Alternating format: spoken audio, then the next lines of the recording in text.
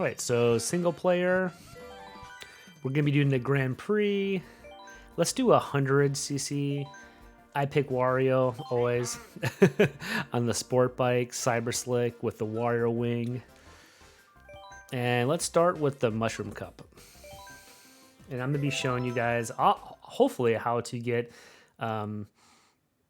first place on all these races. So I've done this in the past, and I should be able to do it now. I'm gonna be doing a whole lot of a boosting, hopefully, and hopefully with some good luck. You know, not too many blue shells. And I'm testing out a whole new controller, so it should be interesting. Oh, that's not a good start.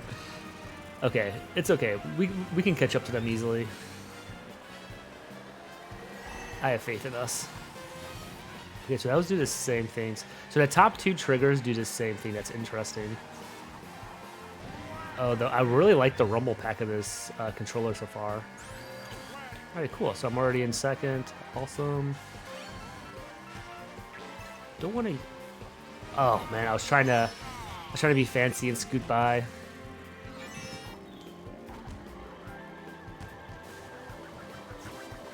All right, we still have plenty of race left. I do really like this controller so far. Nice. Oh, they gave me red shells. So I've heard that that's actually a strategy for a lot of players who, I mean, aren't just looking to dominate in this game, but like are actually looking to get first place. When you do like first place runs, is to, oh man, well obviously not do that, but is to just hang out directly in second or third until like the last like 1.5 part of the game. You know, hopefully collect a horn if you can, or something to block the blue shelf with. I think that's the only thing really in the game that you can block a blue shell with, other than if you do some very, very fancy maneuvering, some fancy driving. I think you can block stuff off of walls if you're really good at this game. I'm definitely not that good, but I would consider myself an intermediate player at best. But I still love this game. At parties that we have, either celebrations or just get-togethers, this game always got brought out as one of the games that, because everyone can play this game, it's relatively easy to learn. People are familiar with it if you've ever played a Mario Kart before, and the strategies aren't like super involved. Pretty much go fast, don't get hit by stuff, and try to hit other people with stuff as well.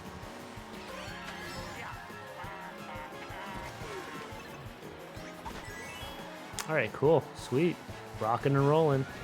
Our first place.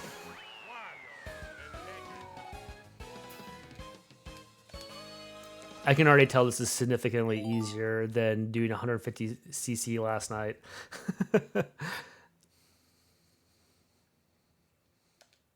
The graphics in this game and the visuals are just out of this world. Subcoaster, Mushroom Cup Water Park. The level design and the course design are just absolutely wonderful in this game.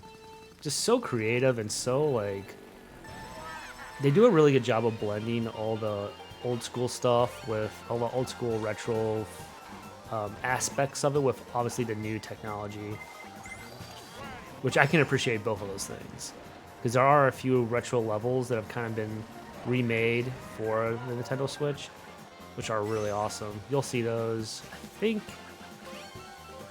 a few races from now. And in just in case you didn't know, or I probably should have kept that banana peel. Hopefully I'd get another thing that I could potentially block with up here. Oh, I got a horn too? Sweet, that's awesome. I'm not going to use the horn on the red turtle shell. Oh, thanks so much for the host, Toku Streams. Appreciate it. Oh, that was raw right there. They took away my horn. The game probably figured that it had given me way too much power by allowing me to be first place with such a great lead, and also giving me a horn as well. That's at least that's the thing. That's what those things are called, right? Megaphone or whatever it is. I've always called it a horn, but I guess you could call it any kind of musical instrument, really. Don't want all the Mario Kart experts to come after me after that. I could have definitely grabbed more of those coins, but that's okay. At this point, I'm just trying to steadily keep my lead and not make any mistakes. If you've casually played this game, you can use the items in a lot of different ways in this game. You can throw them ahead. You can put them behind you, which is great. So like this banana I can use for blocking if someone shoots a shell at me. However, this banana cannot block blue shells. Blue shells are kind of the ultimate equalizer, right? We've all seen the memes. We've all seen the everything that has to do with that.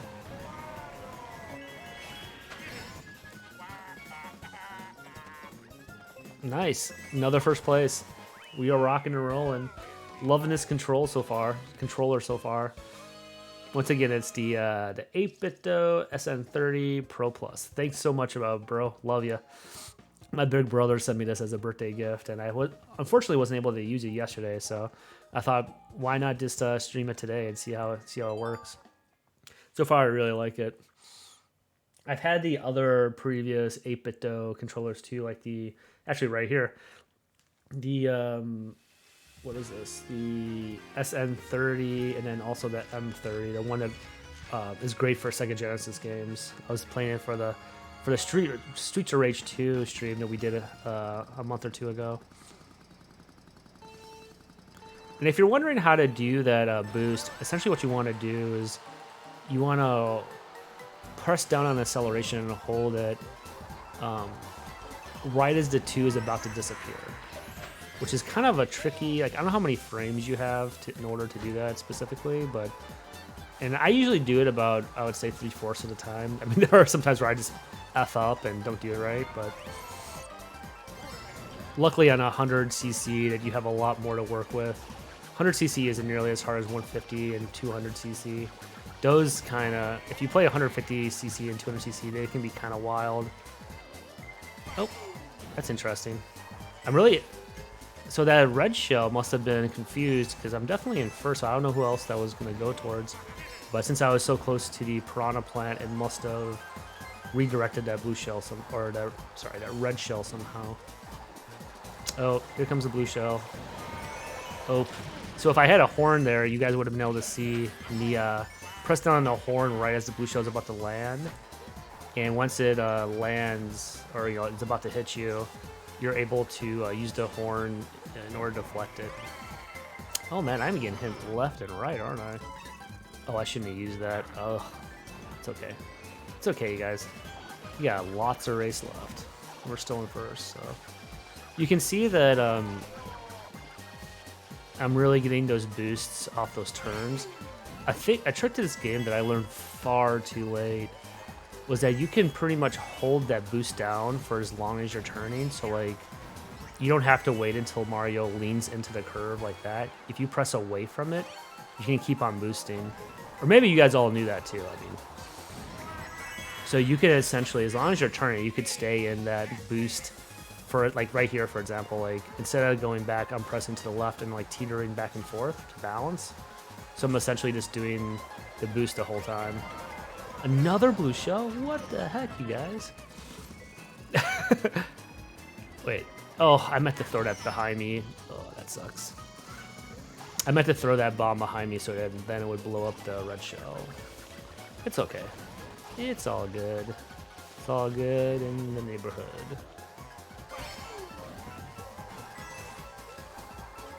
This obviously isn't going to be a perfect run by any means. Oh my goodness. Okay. But just to illustrate and to test out my new controller, and also show you, just in case anyone hasn't played this game yet and is wondering how to get first place in a lot of the 100cc races, this is going to be a stream for you guys. So enjoy.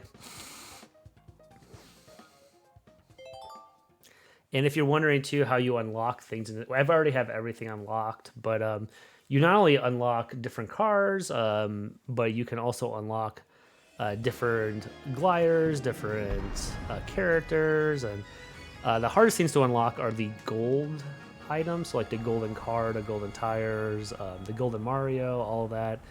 And the hardest thing, in my opinion, to unlock is the golden tires or wheels. And essentially what you have to do for that is beat all the ghost time trials. And some of those can be very, at least I found them to be very difficult. Again, I'm not a pro player by any means. I would say I'm pretty good, against my friends, and I'm definitely like more of an intermediate player, but I would not like enter a tournament or I don't know. I might enter like just a fun tournament, but I would never I would never like record my times or anything. Let me put it that way. Ooh, so I'm keeping this banana peel because I have a lot more competition in this. So there is there's a few secrets in this level that are actually really cool. And also this, I mean, there's a shortcut right there, but I'm not taking it just because I have found, and maybe, I'm more of a risk averse, which is kind of even funny to say for Super Mario Kart, right? Being a risk averse Mario Kart player, but, because it's kind of like contain chaos to begin with, but, I tend to not take shortcuts unless I can routinely do them or consistently do them because, the reward is just not worth the risk most of the time. Like, oh my goodness. So I messed that up. And a blue shell too, of course. So if the red shell wasn't hidden, the blue shell definitely was. Oh, how did I not grab that? It's okay. You always got to remain positive. Another red shell? Oh my goodness. And then sometimes the computer just loves to do that. Just loves to give you crap, which is what they're doing. That's okay. No, don't hit me. Oh, I got lucky there. Oh, and I was able to hit that person on when they were in the air. So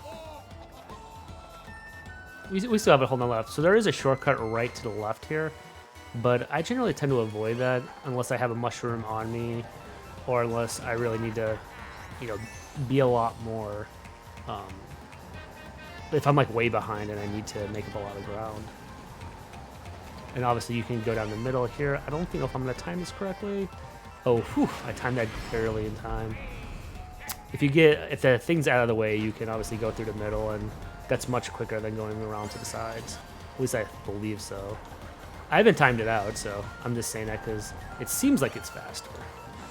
I know when you watch the really good people play these games, they're just absolutely insane. They're like lapping people and all that fun stuff. All right, so that's our first cup, all first place. So you get 15 points for first place for every race, and add that up times 4, you get to 60. And luckily I was able to avoid a rubber band effect in that last race, where if you were too far ahead, they just give everyone behind you all the awesome items to take you down. So you can view results. You can view I'm just gonna show you guys really quick the highlight reel. This is actually really cool. You can see, like, you can do slow motion. You can do menu. I mean, this is actually really cool. I thought this was a really cool addition to this.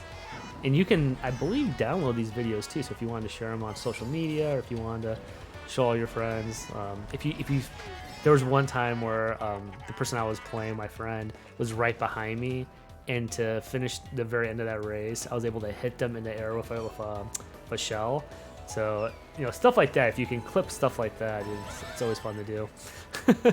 Yeah, like there, you can edit the highlight reel if you want to have it be the perspective. I believe there's 3 different perspectives, or there's at least 2. Where you can be like the perspective of, like the items, the races, the person, however you want it to look. So, I think that's really cool. Just shows the level of AI in this game as well. There it is, the Mushroom Cup. Congratulations, and Wario. That's how you get to the stars. I believe the only way to get 3 stars in the cup is to get first place in every single race. I could be wrong on that, but I think that's the only way I've been able to do it.